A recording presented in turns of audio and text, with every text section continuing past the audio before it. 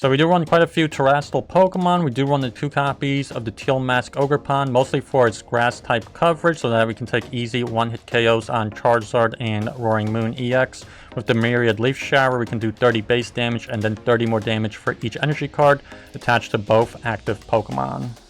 Then we do have the 2 copies of the Wellspring Ogerpon, which will be our bench sniper with the Torrential Pump. We can do 100 base damage to the active, and if we shuffle the 3 energy cards attached to this Pokemon back into our deck, we can do 120 more damage to one of your opponent's benched Pokemon. And then we do have the 1 copy of the Terastal Pikachu EX here as well. For that Topaz Bolt, we can do 300 base damage after we discard the 3 energy cards from this Pokemon. And then we do have the ability Resolute Heart, which makes this Pokemon really hard to one-hit KO, because if it were to be one-hit KO'd, it is not knocked out, and we have 10 HP instead.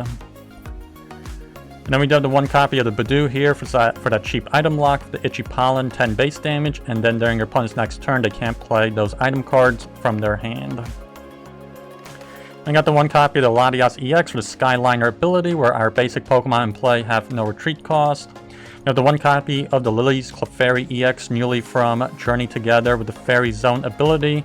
Now we have a better matchup against Dragon-type Pokemon. As long as we have this Pokemon in play, your opponent's Dragon-type Pokemon are now weak to Psychic-type, and we can basically take a one-hit KO with Clefairy with the Full Moon Rondo, do 20 base damage, and then 20 more damage for each Pokemon in play for both you and your opponent.